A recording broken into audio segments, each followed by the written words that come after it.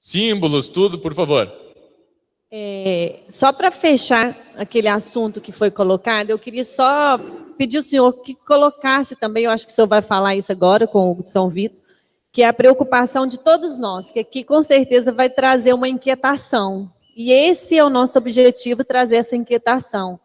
Porque nós estamos hoje no mundo acadêmico muito conteudista, preocupado com a quantidade, não com a qualidade, e eu acredito que nós precisamos mudar essa chave. Eu falo nós porque eu me incluo também, né? Porque eu vim também desse conteudismo.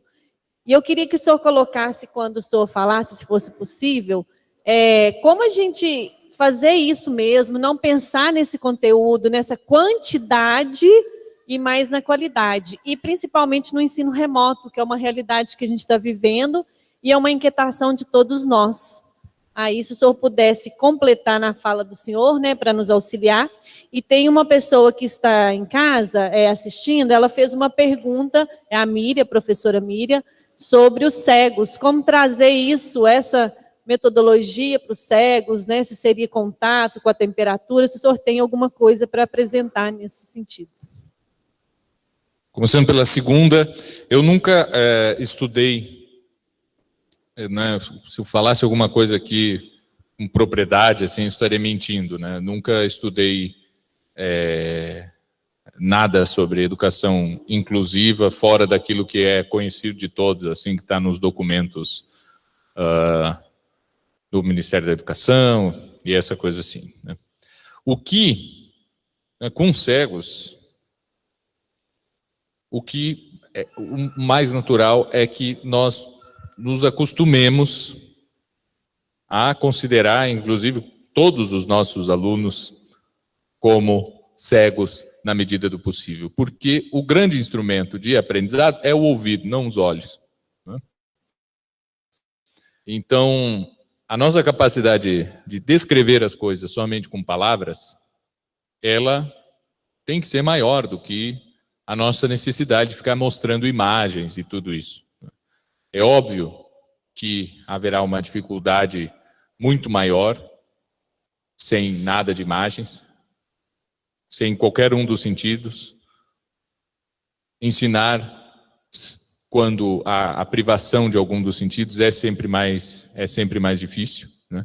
Nós não podemos dizer, não, mas é só ter a técnica, não, vai ser difícil. Tem um caso muito conhecido na literatura pedagógica, que é uma menina que ela era cega e surda, e que só com 8, 9 anos de idade ela conseguiu uma professora que aceitasse educá-la.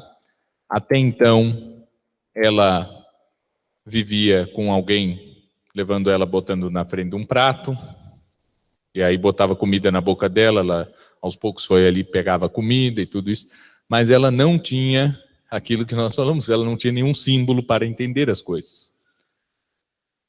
E uma professora aceitou o desafio, isso foi nos Estados Unidos, né? E aí, a professora, bom, ela tem tato, olfato e paladar, não tem visão nem audição. Pode ser. O filme eu não vi. Eu li o relato contado pelo Oliver Sacks, que é um psicólogo médico, né, e psiquiatra. E ele... Então, o que acontece, né? Ali, quando ela vai ensinar o que é... A primeira coisa foi água, né? E o que ela fez? Ou foi a primeira... Depois ela conta essa história, né? A própria menina escreve o processo de aprendizado dela, já com 8 anos, ela não tinha nenhum símbolo para entender qualquer coisa, ela não entendia nada. Ela simplesmente estava ali, feliz ou triste, não dá para saber. Ela também não consegue contar nada da vida dela para antes. A gente se lembra das coisas quando a gente tinha 1 ano de idade? Não. Por quê? Porque nós não temos palavras para, nem outros símbolos para dizer assim, olha, quando eu nasci, o médico fez... Eu não consigo contar a história e eu não me lembro da história. Crianças que começam a falar mais tarde, que não tem problema nenhum, até os 3 anos e meio, não falar, em princípio, é algo bastante comum, começar a falar com 3 anos e meio, 4 anos, há muitas crianças. Pergunta para um adulto que começou a falar com 4 anos se ele se lembra de quando tinha 3. Enquanto a maioria das pessoas já consegue se lembrar de quando tinham 3 anos. E algumas de quando tinham 2 anos. Aí tu pergunta para os pais, com que idade ele começou a falar? Com 2, 1,5. Antes disso, a gente não vai lembrar. Não tem como. Nós não conseguimos contar a história, eu só consigo me lembrar daquilo que... Aí então eu estava ali, acordei chorando, mas a minha mãe veio me acudir e me trouxe leite. E me pegou no colo. Se eu não consigo contar essa história assim, eu também não me lembro. Passa um tempo, me esqueci. Né? Então assim, e aí essa menina, quando a professora põe a mão dela embaixo da água e faz um W na mão dela, assim, e põe de novo e faz um W, e um pouco tempo depois, ela põe de novo a mão dela embaixo d'água e oferece a própria mão para que a menina fizesse o W, aí ela diz, aquilo foi, o mundo se abriu, eu pela primeira vez na vida, sabia o que era água. Talvez eu já tivesse sentido, claro que ela já tinha tomado banho, né, tomado água, se molhado, alguma coisa assim, mas as pessoas simplesmente pegavam a menina, botavam embaixo do chuveiro, davam água para ela tomar, lavavam as mãos dela e coisa assim, e ninguém parava para dizer, olha a água. Ou melhor, dizia, mas ela não ouvia. Não tinha o que fazer. E aí quando ela consegue fazer uma letra de water, na mão o mundo se abriu, agora eu sou capaz de pedir água. Dizer água.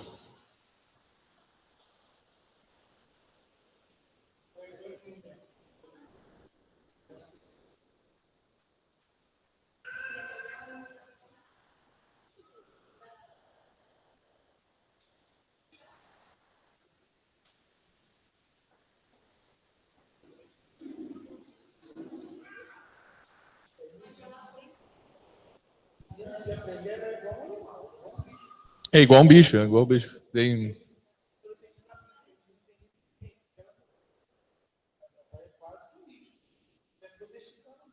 Vou ter que ver o filme então. Eu só tento... Eles pediram para repetir porque não ouviram. Eu disse que é Anna Sullivan, o nome do filme. Conta a história dessa menina que ela nasceu, né, cega, surda, e essa professora, quando aceita ensiná-la, vai fazendo essa relação daquilo que ela está aprendendo com os símbolos e os sinais, aqui no nosso caso, Libras, né, mais lá do local. E eu disse que volta naquilo que o professor disse na formação, que é necessário símbolos. Ela não tinha audição, ela não tinha visão, mas ela passou a ter os símbolos daquela língua de sinais para poder aprender aquilo que era necessário. E que vocês disseram exatamente isso, né? Ela vivia como um animal. Ela vivia os impulsos, né? Sim, reage. Sim, cada vez diferente e tal, tu não tem... Sim. Eu conheci essa história, na verdade, nem foi pelo filme, nem sabia que tinha um filme. Eu li o livro que ela escreveu sobre a história, é uma autobiografia, Sim, né? exatamente. Impressionante que ela conseguiu se alfabetizar, né, através dessa professora e escrito em boa gramática, né? E aí eu fiquei pensando nisso quando você estava falando sobre as coisas abstratas, porque, querendo ou não, né, o próprio Santo Tomás ensina, a gente chega às coisas insensíveis pelo que é sensível, né? Exatamente. E se a gente tem uma deficiência no nossos, vamos dizer assim, portais de sensibilidade, sim, tem uma dificuldade. E ela tinha isso porque quando falava com ela, né, até por digitação na palma da mão, eu te amo, essas coisas assim, ela ficava assim, mas o que é amor? Amor, o que é isso? E aí ela descobre o que é a existência de coisas não sensíveis, vamos dizer assim, no dia que parece que a professora propõe para ela uma conta matemática e ela não consegue, aí a professora toca na cabeça dela e escreve na mão assim, pense. Aí ela fala assim, pensar, mas como assim? que é isso? Aí ela descobre que existem coisas que você não pode tocar, que você não pode ver, né, que você não pode... aí que ela começa, então, será que amor tem uma relação com isso? Com essas coisas que a gente não sente, né? E até uma história que ela não foi contada para ela, mas uma história que ela mesma viveu, né? De o que são as coisas insensíveis, né? As coisas que a gente não toca. O Milagre de Anna Sullivan. Então tá bom. Quem não viu, como eu, por exemplo, vamos ter que... Já tem um filme. Exatamente. Mas tem um caso muito famoso da Alemanha, foi escrito pelo ficou famoso também porque tem um grande romancista do século XX, que é o Jakob Wassermann, e que se chama Caspar Hausen, né? Caspar Hausen. O Caspar Hausen também tem um filme, eu não vi, eu só li o livro do Wassermann, mas diz que é baseado no livro do Wassermann, né? Então, o Caspar Hauser, ele foi também mais tempo, assim, ele não tinha problema nenhum, ele simplesmente foi mantido em cativeiro desde que nasceu, alguém dava comida para ele, e ele viveu ali, ele não sabia andar, né? Ele não sabia fazer nada, certo? Isso, aprende sozinho, né? Sem contato com ninguém, né? E justamente isso, então ele tem que aprender a falar, ele tem que aprender a fazer as coisas mais básicas, como caminhar, por exemplo, né? Ele simplesmente não se locomovia, ele meio que se arrastava assim por uma própria reação do corpo, como é desconfortável ficar sempre na mesma posição, a gente acaba se mexendo, né? Desde bebê. Então é isso que ele fazia, ele era um bebê de poucos meses, adulto, certo? Com as mesmas reações, então... Isso acontece realmente, né, quando nós somos deixados assim, sem ensino. Mas muito bem, o Hugo de São Vítor sai da Germânia e vai para Paris. E lá está acontecendo um grande problema, que é um problema de linguagem. Uns são mais contadores de história, são mais gramáticos e retóricos, e surge um pessoal que é mais dialético. O que é a dialética? A dialética é um jogo. A gente está falando aqui de lúdico. A palavra lúdico, um ludus em latim, ele é usado por um jogo, uma brincadeira, isso é um ludus. Como é que a gente chama escola em latim? Ludus. Escola, a palavra escola também existe em latim, significa aula, uma aula que a gente vai dar ali e tal, né? Então todos os dias tem aulas, então todos os dias tem escola. E que vem do grego, que significa ócio. Em vez de eu trabalhar, eu estou na escola. Eu sento. Mas ócio é ficar na rede. Não. Certo? Ócio é estar na escola. Ócio é estar brincando. Fazendo um exercício. Fazendo uma coisa como se fosse. A criança não brinca de papai e mamãe, de casinha, ali. Eu sou médico, eu sou soldado, eu sou policial. Eu sou isso, sou aquilo. Vamos brincar, eu sou fulano, tu é o Beltrano e não sei o quê. Ela não brinca como se fossem as coisas? Sim, atividade simbólica, sempre. Ela não é a mãe do irmão, ela é irmã, mas é como se fosse ali, naquela brincadeira. Ela não é esposa do irmão, é como se fosse, eles estão ali falando, agora tu sai para trabalhar, depois tu chega, ele fica imitando as coisas, né, como se fosse os próprios pais, como se fosse um policial, como se fosse um soldado. Isso é assim porque a educação toda será assim. É como se fosse. Tudo é assim.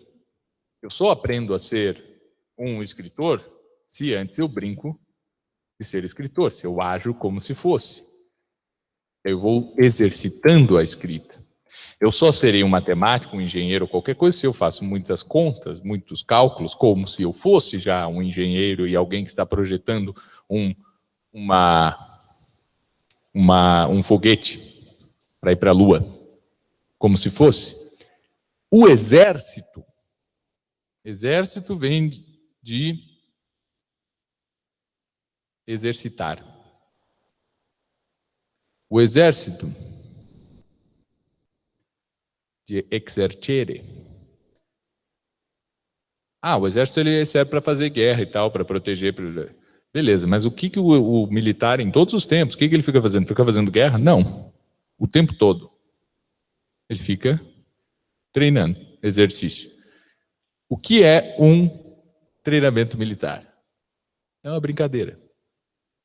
Se ele não fizer aquilo como se fosse uma guerra, ele não vai conseguir fazer a guerra. O que é um esporte? Ele tem uma competição. O fim do esporte é competir, né? De um atleta profissional, ele tem que competir. Mas aí um jogador de futebol, ele fica jogando futebol o tempo todo? Não, ele tem alguns treinamentos que tem que fazer. Chutar com a perna esquerda. Ele fica ali 40 minutos chutando a bola com a perna esquerda. Aquilo é um jogo de futebol? Não. Mas é como se fosse um jogo de futebol que ele tivesse que, naquele momento, chutar com a perna esquerda. Aí ele fica andando nos cones, assim, zigue-zague. Como se fossem outros jogadores que ele tivesse que desviar. Tudo na vida vai ser assim. Para eu conseguir dominar alguma coisa, eu tenho que brincar antes. Uma criança, ela precisa brincar antes para poder ser um adulto. A infância é o tempo. Qual é a finalidade da infância? É crescer e deixar de ser criança. A infância não tem um fim em si mesmo. O fim da infância é a vida adulta. A infância, nós queremos que... Por que a gente não quer atropelar as coisas e deixar? Não está na hora ainda dele aprender tais coisas, não está na hora. Sim, porque nós sabemos que é um erro naquela preparação que ela está fazendo para ser adulto, depois se torna um adulto com alguns problemas e tudo. Por isso que a gente evita, né, expor as crianças a qualquer coisa e tal. A gente, isso aqui para essa idade ainda não está bom e tal, ele tem que crescer um pouco mais e tal. Porque depois, na vida adulta, ele terá consequências tudo isso, né? Mas é um momento de brincar. Só que mesmo depois de adulto, a gente não para de brincar. Está lá todos os adultos. Na faculdade de Direito, todo mundo é adulto. Aí tem um júri simulado. Simular vem de simul. Simul significa ao mesmo tempo.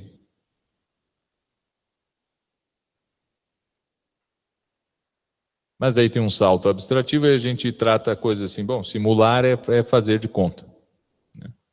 E a gente precisa fazer de conta para eu ser um bom jurista e saber enfrentar ali um juiz. Na realidade, é bom que eu tenha feito bastante júri simulado. É bom que eu tenha escrito várias peças de direito administrativo antes e o professor corrija e tal. E eu tenho que treinar, eu tenho que brincar antes de ser advogado de família, para depois um dia, quando chegar na hora de eu realmente ter uma questão real na minha frente, eu ser capaz de fazer aquilo. E vejam que não adianta só eu saber a teoria, posso decorar o código de família. Eu posso decorar tudo. Eu posso decorar todas as figuras de linguagem, passar na prova. Se o meu professor não me expuser à situação de usar aquelas figuras de linguagem, de ler vários textos com aquelas figuras de linguagem, não adiantou nada. Se eu estou estudando física e não é para eu projetar um carro, é só para passar na prova, eu posso passar na prova brincando de projetar carro, vai ser muito mais interessante, eu nunca mais vou perder aquilo já vai fazer parte da minha personalidade. E a escola é esse lugar de brincadeira. E o pessoal estava esquecendo disso, quando virou um lugar já de trazer as coisas muito sérias. Já no primeiro momento, com a tal da dialética. O pessoal começou a ler os diálogos de Platão e aprendeu aquela técnica do Sócrates, que é fazer perguntas sim ou não. Todo mundo aqui já jogou o jogo Quem Sou Eu?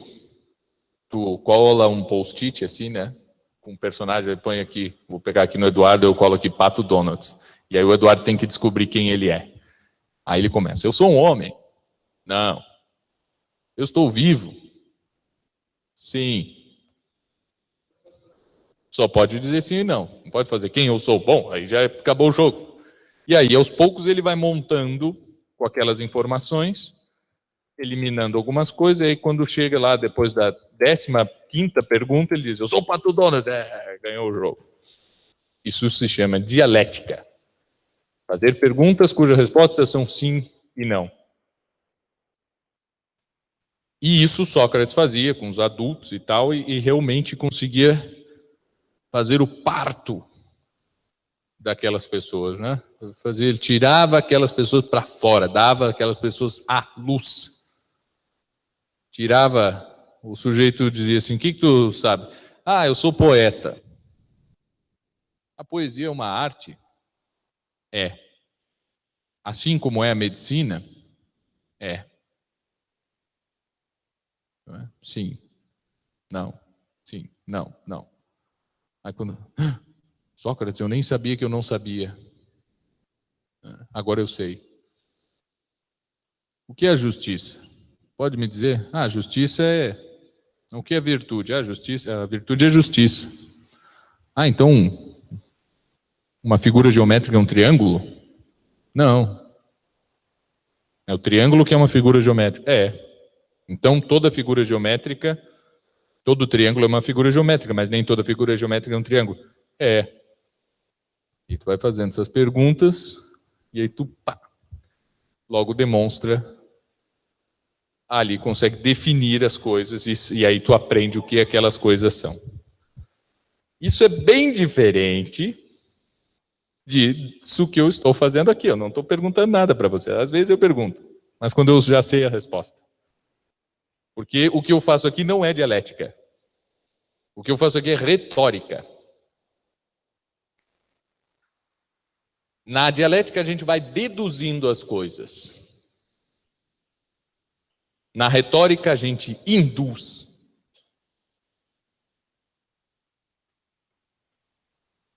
Como? É uma arte, a gente tem que estudar bastante. Mas é muito natural. Quem é que me dizia aqui? Agora, o meu marido, ele é bem vitorino, porque ele é professor e faz bem. Poxa, tu não?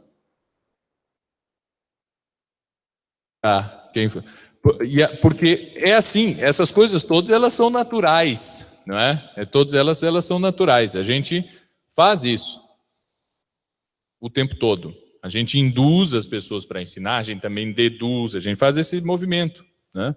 Sempre, o tempo todo.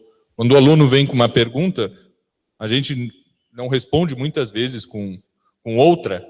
Sim, o professor Girafales, ele disse que não era para fazer isso aí, né? Os idiotas respondem uma pergunta com outra pergunta, Chaves. O senhor tem certeza? Né? E assim vai, né? Só os idiotas têm certeza. Sério? Certeza absoluta. Né?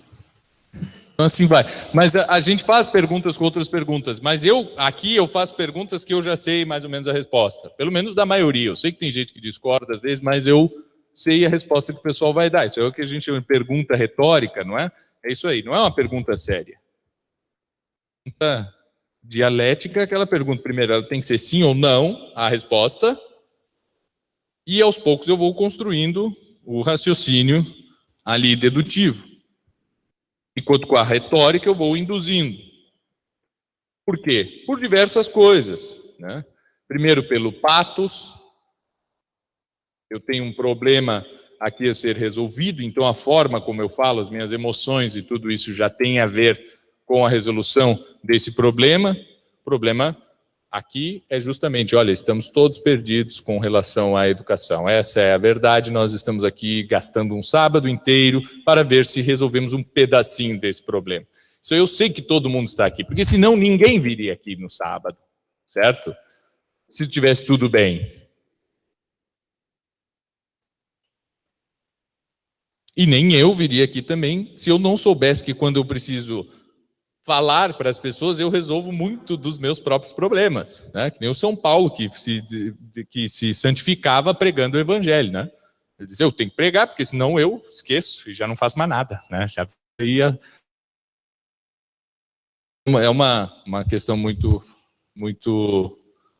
natural, assim, isso de ter que ensinar para poder aprender. E aí... Está lá o Hugo de São Vítor e tem o Guilherme de Champeaux, que é um sujeito muito mais retórico, ele prega, ensina as coisas e tal. E tem o Pedro Abelardo, que é o cara da dialética. Então, o Guilherme de Champeaux usa metáforas, usa muitos símbolos, muitas coisas. E o Pedro Abelardo, não é que ele discorda de tudo aquilo. Ele só tem aquela mania do perguntador. Tu disseste que o reino dos céus é como, no Evangelho está ali escrito, dito que é como uma videira, né? A videira não pode ter ramos doentes? Sim. Os ramos doentes não podem ser curados? Sim. Começava a fazer esses negócios assim, né, confundir ali o pessoal que não estava acostumado com esse tipo de raciocínio, né, e acabava ganhando o debate. Depois ele formava lá uma conclusão. Mas o problema todo é que eles não tinham a mesma linguagem. Um era dialético, o outro era mais retórico.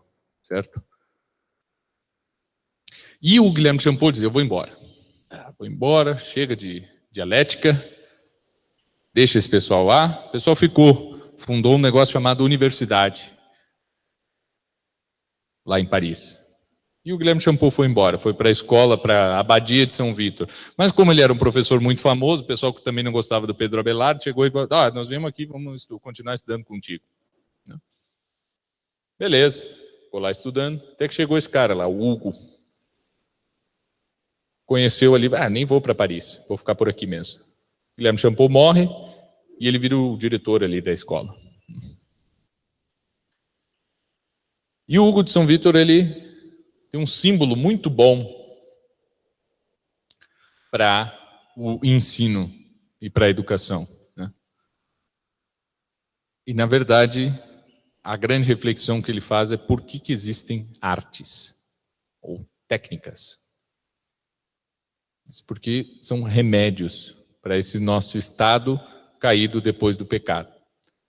Não precisava ter roupa antes do pecado. A gente não falava disso lá no início, a gente não é nada sem as roupas, né? Sem casa, sem coisa para nos proteger do sol e do frio. Então, a gente cria uma arte que é a fabricação de roupas, a arquitetura. Não precisava ter guerra, não precisava ter arma. Mas aí, como o pessoal, cada um tem as suas ideias aí, o pessoal não se entende, começa a fazer guerra, começa a lutar, a gente tem que criar armas, a gente tem que criar barcos. Antes não precisava. Ninguém precisava viajar, fazer comércio antes do pecado, não tinha comércio. Não tinha essa arte de negociação, de precificação das coisas, economia. Não tinha nada disso. Tudo que a gente cria é um remédio para a nossa condição caída. Se hoje a gente tem informática, sim, remédio para a nossa condição caída. Se a gente tem física, química, biologia, todas as partes da matemática, como trigonometria, álgebra, geometria, tudo isso é um remédio para a nossa condição caída depois do pecado. Mas tem uma coisa que não é um remédio para a nossa condição caída. Uma coisa que antes do pecado, Deus mandou o homem fazer. Não era fazer roupa, comida, isso tudo, podia comer de tudo. Não era nada disso. Tinha uma coisa que era o trabalho do homem. Deus criou o homem antes de criar a mulher e já manda ele trabalhar. E não era cultive os negócios, não. Era dominar a natureza. Sim, como? Fazendo gaiolas para os animais, jardins, podando as árvores. Não, dominar a natureza. Domine a natureza, dando nome para todas as criaturas. Deus não ensinou uma língua para Adão. Adão compreendia Deus por não ter pecado, a inteligência dele alcançava Deus diretamente, sem a necessidade de símbolos, inclusive. E Deus diz, agora tu domina todas as criaturas, dando nome para elas. trabalho de Adão era dar nomes às coisas. Quem dá nomes às coisas? Todos nós, em princípio. Todos nós, na medida em que somos poetas. Porque é o poeta que dá nome para as coisas, é o poeta que conta a história de Eris, da discórdia, é o poeta que conta a história de amor, disso e daquilo, é o poeta que faz essas coisas, né?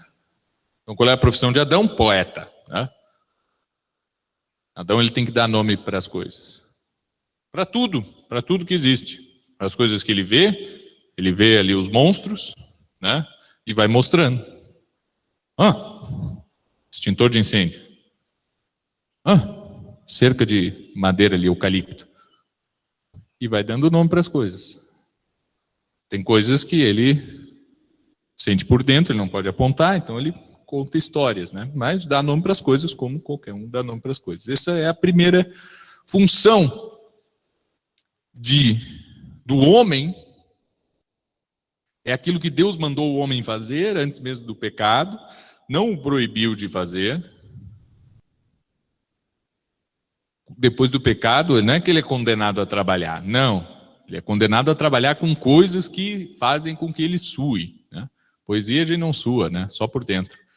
Por fora não. Então, tu não cumpriu aqui, né? Com o único mandamento que tinha. Então é o seguinte, agora tu vai suar. E vai ter que continuar dando nome para as coisas. E aí continua ali o pessoal falando, dando nome para as coisas, trabalhando e suando, mas é já mais problemático, né? É mais problemático porque tu não tem todo o ócio, tu não tem escola, não tens rolé, não tem tempo de ludos para ficar dando nome para as coisas, para cumprir aquilo que Deus tinha mandado. Porque para além de fazer isso agora, tu tem ainda que plantar, criar animais, fazer guerra, navegação, não sei o quê, todas essas coisas que não precisava antes. E para além disso, tem que continuar sendo poeta, tem que continuar criando palavras. E chega um momento, quando a gente fala em palavras e fala em Sagrada Escritura, em Gênesis, a gente lembra do quê? Torre de Babel, né? E um momento ainda que tudo fica mais difícil ainda. Que há um problema das pessoas não se entenderem. Porque um começou a falar japonês, outro chinês, outro indiano, outro isso, outro aquilo. Não, simplesmente não se entendiam. Podia ser até na mesma língua. Mas hoje em dia, nós, na mesma língua, nós não nos entendemos mesmo assim, porque há níveis de discursos que são diferentes. Esse embaralhamento da Torre de Babel, que está ali, é que todo mundo começou a falar diversas línguas. Não é? Beleza, essa é a narrativa, está tudo certo. Mas a questão é que há um desentendimento no próprio uso da língua. Por quê? Porque nós temos dificuldade de comunicação. Porque nós não conseguimos conversar uns com os outros e nos fazer entender e entender tudo aquilo que os outros dizem. Está ali, na Torre de Babel. A gente fica só trabalhando, construindo torres. Isso é só um remédio para a nossa condição caída. Não é para a gente chegar a Deus. Não é para gastar todo o tempo do mundo. A questão é que se nós vamos agora nos dedicar, toda a humanidade, a construir uma torre para chegar no céu, ousar desafiar o próprio Deus, com essa nossa construção, olha como nós somos bons, construímos várias coisas. Se nós fizermos isso, nós esquecemos. Se nós nos dedicarmos tanto, assim, exclusivamente, aquilo que era um remédio, nós fazemos disso um fim em si mesmo, que é a construção das coisas. Pode ser agricultura, pode ser qualquer coisa, qualquer atividade. Se nós nos dedicarmos tanto a isso, chegará um momento que nós nos esquecemos do que Deus mandou nos fazer, que era criar palavras, e aí nós não conseguimos mais conversar. E aí é o fim. Aí nós nos dispersamos. Ele não consegue conversar, a gente cai na porrada. No fim das contas é isso, né? Partir para a ignorância. Não dá para conversar. Um casal não consegue conversar e tal, não se divorcia. Todo mundo sabe disso, independente da ideologia, religião, qualquer coisa assim, né? Pô, tem que conversar. É básico, né? Pois é, mas no fundo é isso. Por quê? Nós acabamos, muitas vezes, isso não é ao longo da história humana, não, é na nossa vida. É na nossa vida. Nós estamos focados em construir a torre. E vejam, não é, a gente precisa dessas coisas. Deus mandou suar, vai suar. Mas ele não disse, esquece o trabalho que eu tinha te dado antes. Agora tu foi rebaixado aqui na empresa, tu vai voltar para o cargo inicial. Não. Ele disse, para além de tu fazer isso aí, agora tu vai ter que suar, para remediar o mal que tu fez. E aí,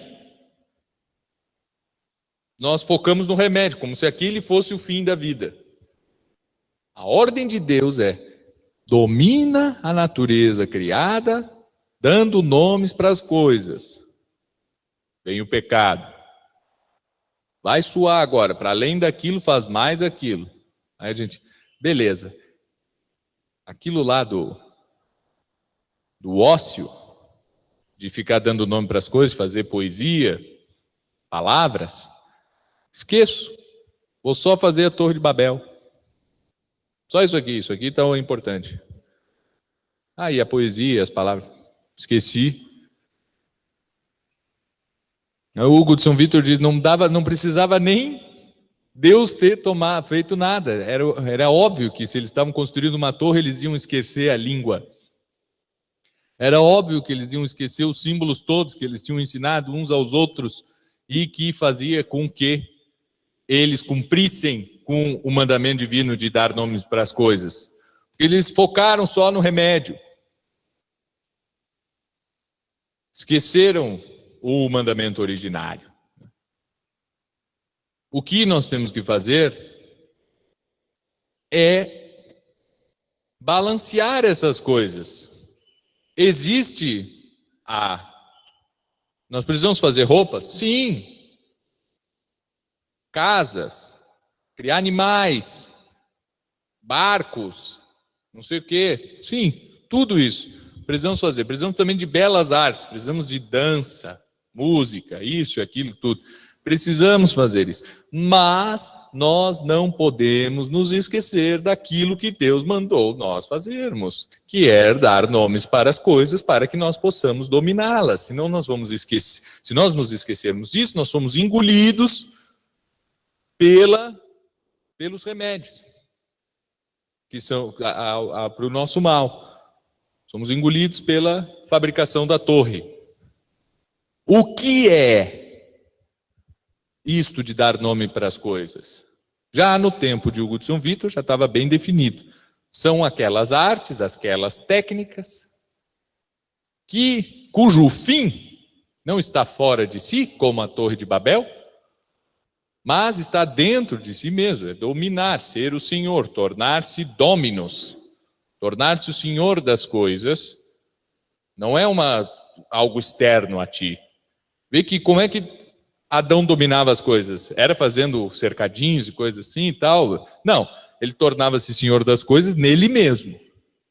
Torna-te Senhor de toda a tua criação, é só dar nome para as coisas. Quem é que dá o nome? Tu. Onde é que estão esses nomes? Aqui, na tua cabeça. Não estão nas coisas. O cavalo está nem aí se tu chama ele de cavalo. Não muda.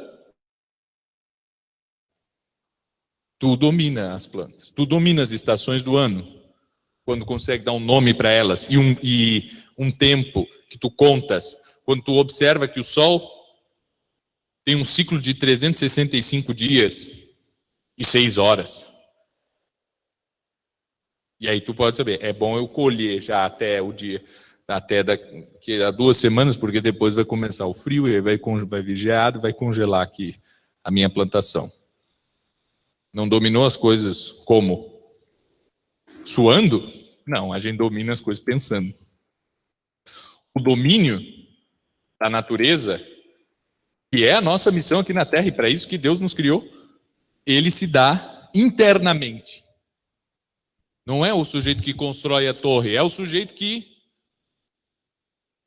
mesmo sabendo que ele pode construir uma torre, ele não constrói. É o sujeito que olha para o lado e ele vê as coisas todas e sabe o nome delas. E para além de saber o nome delas, ele sabe que o cavalo é um mamífero, um quadrúpede, com uma pata de um casco só, ali, esqueci o nome disso, e assim vai, né? Ele sabe que morcego não é ave, que morcego é mamífero. Ele domina as coisas com as palavras. Porque ele tem a palavra ave, tem a palavra mamífero. Se ele não tiver duas palavras dessas, o que é uma ave? Tem a ave, que é a ave. Não tem a ave. Existem as aves específicas. Tem a pomba, o pardal, a águia, a arpia, gaivota. Ah, mas essa aqui é só ave. Não. Tem a figura geométrica? Não. Tem um triângulo, tem isso, tem aquilo. Mas como nós conseguimos criar palavras como essa? Ave. Mamífero. Nós conseguimos criar essas palavras. E é porque nós criamos essas palavras que nós dominamos essas coisas todas. Tem alguma ciência, alguma arte, alguma coisa que não seja assim? Você pensa aqui, química, biologia e tal. A química não é só dar nomes para as coisas e deu? Sim. É dar nome para os elementos, dar nomes para as ligações, para as partes do átomo. Isso tudo é química. Dar nomes. Matemática, mesma coisa. Dar nomes para as quantidades. Saber como elas se relacionam entre si e dar um nome para essa própria relação. Eu dou nomes para alguns números que eu chamo de par e outros que eu chamo de ímpar. O que é o ímpar? A gente vai dizer, é 3, 5. Não, esse é o 3, é o 5, não é o ímpar, certo? Mas a gente tem um nome para isso. E é por isso que nós dominamos a matemática, porque nós temos esses nomes. Tenta fazer um cálculo sem nome dos números. Eu sempre vou criar um nome quando eu penso sobre algo, se esse nome ainda não houver. O meu irmão, quando era pequeno, ele contava 1, 2, 3, 4, 5, 6, 7, maribolas, 9, 10. Não sei de onde ele tirou maribolas, mas é porque tem 2 bolinhas e tal, ele dizia maribolas. Beleza. Ele tinha alguma dificuldade em matemática? Não. Ele tinha alguma dificuldade em alguma coisa? Não. Ele simplesmente inventou aquilo ali, não fez diferença nenhuma. A gente corrigia, né? Não é maribolas? É 8. Achava engraçado, ria e tal. Beleza, depois de um tempo ele parou de dizer maribolas. E aí, beleza, né? Ele criou um nome, né? Se ele... Tem gente que não tem nome para os números. Tem várias tribos mais primitivas, na Polinésia, que eles contam 1, 2, 3, muitos. Quantos dedos tem aqui? Muitos. E aqui? Muitos. E quantos são os dedos de todas as pessoas aqui na sala? Muitos. Certo? Que não tem nome. Se tudo é um nome, olha só. 1, 2, 3, tu já sabe. Esse aqui é 4. Ah, 4. Quantos dedos tem aqui? 4. E quanto é? Assim, mais assim? 4. E mais assim. Aí é muito. Não, esse é o 5. E só tu dá um nome para aquilo, para aquela quantidade específica, que a coisa vai embora. Em pouco tempo. E é impressionante que esse mesmo pessoal ele só tem 3 notas musicais, né? Isso acontece aqui no Brasil, quando a gente vê muitas tribos, tem matemática muito básica também, e só tem 3 notas musicais, né? E aí o pessoal canta.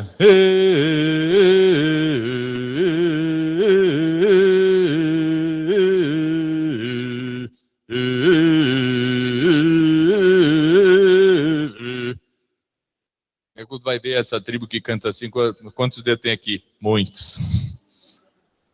É mais de 3. Mais de 3 é muitos.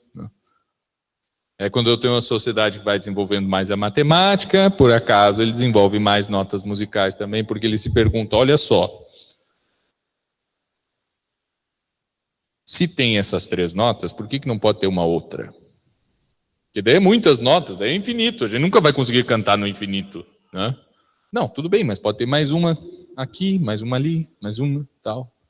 Vai somando essa unidade cada vez mais. Se tem matemática, tem mais música, tem uma música mais complexa. E assim a coisa vai, né? Isso tudo são remédios para as nossas coisas, né? A arte mesmo, que está no início da nossa atividade humana, aquela arte que Deus mandou nós exercermos, Deus nos fez artífices mesmo, artistas. Tem uma palavra para quem faz arte, em latim é faber, e não é à toa que Deus, quando resolve se encarnar, resolve ser um artífice. E como ele era conhecido? Esse aí faz milagres. Esse é o Filhos Fabri. Ele é o filho do artífice? Filho do homem, filho do artífice? Mesma coisa. Não é à toa. Nada é à toa, né? Para o Hugo de São Vítor, nada é à toa. Ele adorava essas coisas. Assim. Filho do artífice, olha só, é isso aqui. Né? Esse Deus mandou com que este homem fizesse as coisas, dando nome para elas e assim as dominasse. E isso era a diferencial do homem.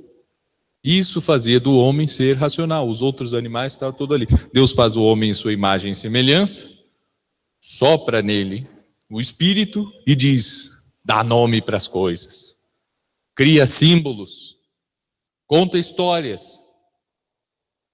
Não come daquela árvore, foi lá e comeu. Ah, bom, além de tudo, tu vai ter que suar com o teu trabalho. Agora tu vai ter que remediar esse mal. Não é? É assim, se tem um filho, vai ali e tu dizes, tem que juntar aqui os brinquedos. Ele vai para o quarto, normalmente, junta. Não, ele bagunça mais ainda os que já estavam guardados, né? Põe mais coisa para o chão e tal.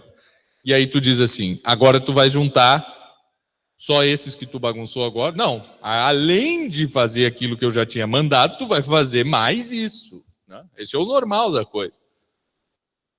É o natural. E o sobrenatural, que é o que Deus mandou nos fazer, é sempre como se fosse, né? Então é sempre muito parecido das coisas. Por isso que Deus é Pai, né? Por isso que a gente só entende Deus assim quando a gente olha ali para uma criança. Outro dia, pessoal, para concluir assim. Qual é a melhor forma de entender a eficácia da oração do que ver uma criança pedindo alguma coisa? Porque tem que ser muito forte para a criança. Pai, eu quero isso. Pai, me dá. Pai. Aí tu senta, olha só. Eu não vou te dar agora. Certo? Aí a criança. Pai, me dá. Pai, me dá. Se a gente só funciona não dizer quando ela chorar e ela mesma desistir. Certo? Mas se ela não desistir, a gente está ferrado. A gente vai cumprir. Certo? A oração, mesma coisa. A gente mesmo desiste, não é? A gente mesmo diz, Senhor, por favor. Rezei e não aconteceu. Desistiu. E Deus disse que Nosso Senhor disse, olha, se pedir, vai ganhar. É só pedir e vai ganhar. Por que a gente não ganha? Olha, a gente rezou muito lá pela escola, mas desistiram. Certo? A gente desiste. A criança também desiste. Ela sai chorando. Eu não posso ter nada. Tu nunca me dá nada. Então, é igual, né? Mesma coisa a gente. Já rezando e tal. Vai fazer uma novena. Faz a novena. Fiz novena e coisa não adiantou. Exato. Exato, né? Mas quando não tem nada disso, muitas vezes também Deus não dá, né? A gente não pede, né? Mas isso, eu, sem querer fazer teologia aqui nem nada, é só para ver como as coisas divinas também são como as humanas, assim. Como só com símbolos nós entendemos as coisas divinas, mas também só com símbolos nós entendemos qualquer coisa, né? E Deus mandou nós fazer símbolos é justamente para isso, para que nós dominemos essas coisas. Essa arte que Deus mandou nos fazer, ela é livre. Ela não tem um fim fora. O fim da música é cantar, é as outras pessoas escutarem, fazer ali, escrever uma partitura, construir instrumentos, isso tudo é música. O fim da arquitetura é projetar uma casa, da engenharia é construir uma casa, o fim da mecânica de carros é construir carros. O fim da pintura é pintar alguma coisa. Ah, eu sou pintor, mas só, tenho vários quadros assim na mente. Não. Agora, qual é o fim da gramática? Ele é em si mesmo. É o que possibilita com que todo o resto seja feito. Por mais que na retórica, na dialética, nós tenhamos interação assim com outras pessoas, na matemática nós possamos usar para construir prédios, na astronomia nós possamos usar para conseguir prever que mês que vem já vai estar frio e aí eu tenho que colher antes disso, senão eu vou perder tudo por causa da geada. Por mais que nós possamos usar essas coisas já valem em si mesmas. Dominar essas coisas não é bem um remédio para aquilo, para a minha condição decaída devido ao pecado original. Dominar essas coisas é cumprir com o que Deus mandou. É o antes do pecado, vem antes do pecado. E Deus mandou com que nós desenvolvêssemos as outras artes que têm um fim externo a nós por cima desse. E esse não é o fim, porque o homem depois achou que esse era o fim, e aí construiu a Torre de Babel. E aí teve mais dificuldade ainda para cumprir o primeiro mandamento, aquele lá de dar nomes para as coisas. Então existe um conjunto de artes que nos torna senhores, como aquilo que Deus mandou Adão ser. Torna-te senhor da criação. Esse conjunto de artes é o que nós chamamos de artes livres, artes liberais, cujo fim não está externamente, não é a torre. O fim é em nós mesmos, tornarmos a nós mesmos senhores. Senhores da criação toda, né? Eu não sou senhor da criação porque eu construo uma ponte, eu sou senhor da criação porque eu domino as coisas. E aí nós vamos para o almoço, eu acho, né? Já é meio de mim.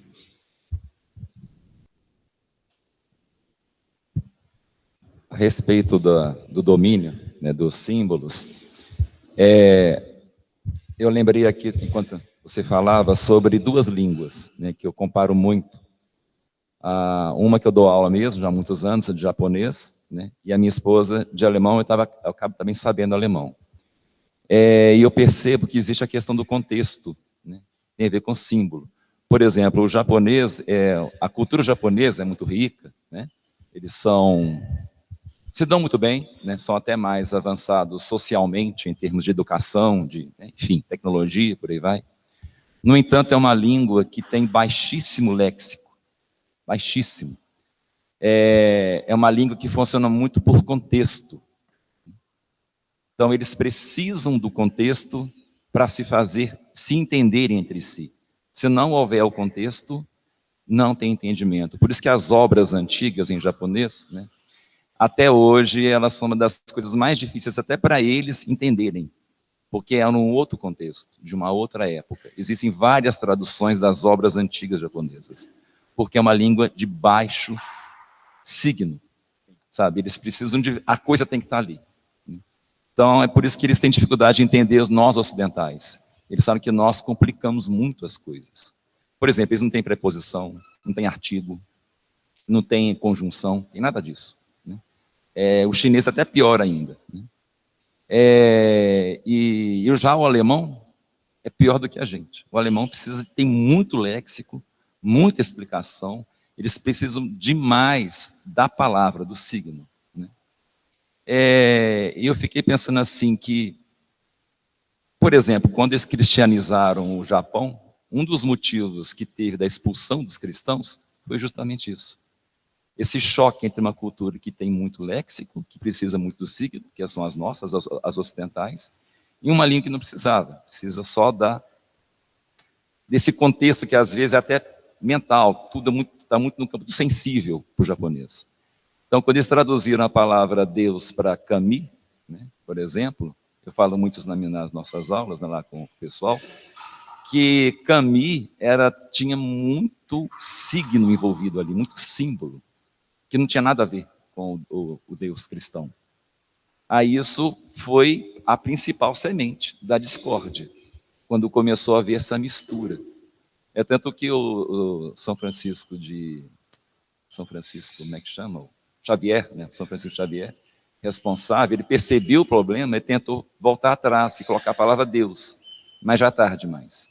Aí começou a dar uma confusão tão grande com os budistas, aí começou a guerra, mas tudo por causa disso. Como o senhor disse, né, a questão do signo, é poder mesmo. E esse poder levou à guerra. E o São Francisco Xavier não sabia dessa característica da língua japonesa, que é uma língua que não deu tanto nome às coisas, não precisou do nome, né? Ficou mais no sensível. E isso, para mim, pessoalmente, é um mistério, devido a esse povo que se afastou, né, não deu tanto nome. Eles funcionam mais pelo sensível. Né? Eu fico refletindo muito isso. Já refleti antes com a sua fala, passei a refletir mais ainda. Né? Eu acho que é um dos mistérios insondáveis, assim, essa dispersão da humanidade aí, assim, a gente não tem uma resposta definitiva, né? Dos principais achados da ciência nos últimos 2 séculos não foi nada de matemática, nem de física, nem de biologia, o DNA, não. Uma das coisas mais impressionantes que foi encontrada foi uma descoberta linguística, que descobriu que tanto os indianos, quanto os iranianos, quanto os escandinavos, os eslavos, os latinos e os gregos, todos eles são primos. Todos eles têm uma língua em comum e uma cultura em comum, com uma religião em comum, que é o chamado indo-europeu. Né? Isso aí foi uma coisa que é mais ou menos como descobrir a órbita de planetas que a gente não vê, né? Tipo Urano, Netuno, Plutão. Como é que a gente sabe que os outros todos a gente enxerga Marte, Mercúrio, Saturno, Júpiter. Mas esses outros todos a gente calcula e vê que tem que existir um outro corpo ali também, porque existe uma diferença nas órbitas dos planetas que nós enxergamos. E aí a gente calcula, inclusive, a posição desse corpo, e aí põe um telescópio e pá, tem um planeta ali. A gente não consegue descobrir pegando um telescópio e varrendo. Aqui, ó. A gente nunca descobre nada assim em astronomia, né? Que já pegou um telescópio, a gente tenta pegar um telescópio e apontar para a Lua, que é uma coisa bem grande. Assim. É muito difícil, né? A gente não acerta o ângulo ali. A gente tem que ir com um menorzinho e tal, aí vai aumentando e aí consegue enxergar. Mas a gente só descobre calculando. Olha, a velocidade do Saturno está assim, do tal, a Sol assim, a Terra passa aqui. Tem que ter um outro planeta que tem que estar aqui, ó. Põe ali o telescópio, não é que tem mesmo um planeta. E o indo-europeu, essa questão das línguas todas também, vai comparando uma palavra com outra, vai botando do lado, pegando várias fontes, não sei o que, daí quando tu vê, olha só, cheguei aqui em muitas palavras que são muito semelhantes, todas elas têm uma mesma origem, com certeza, né? Inclusive tem um trabalho muito interessante que é do japonês com as línguas indígenas aqui da América, né? Tanto a América do Norte quanto do Sul, ele encontrou assim mais de 500 palavras com a mesma raiz entre o japonês e línguas indígenas. Exatamente. É como se os japoneses fossem uma civilização avançada, mas continuando indígenas. Sim. E é como se eles tivessem só até 3, por exemplo. Exato. Claro que eles têm mais números. Né? Sim, sim. Mas assim, é uma língua muito pobre. Tanto que aprender japonês, você tem que praticamente inverter seu cérebro, passar a pensar de uma forma mais sucinta. Tanto que os alunos têm muita dificuldade, que nem do indo-europeu vem. Né? Sim, não é indo-europeu. Não é. Sim. É uma outra forma de pensar no mundo, Deus mesmo. Até os cristãos japoneses, eles são bem diferentes. Sim. São muito diferentes. Já conversei com eles, eles têm uma concepção mais sensível, eles não precisam de explicação. É o tal do não sei, só sei que é assim, do Chicó. Exato, exato. Eles são assim. Muito bem, pessoal. Almoço, artes liberais, aí entramos aí em artes liberais propriamente ditas. E questões bem práticas, hein? Não se assustem, assim, pode ser que esteja muito teórico aqui tudo, mas nós vamos entrar em questões bem práticas, baseado naquilo que a gente já falou do Hugo de São Vitor e da sua percepção da educação, e agora entrando em artes liberais e coisas mais práticas mesmo. Obrigado.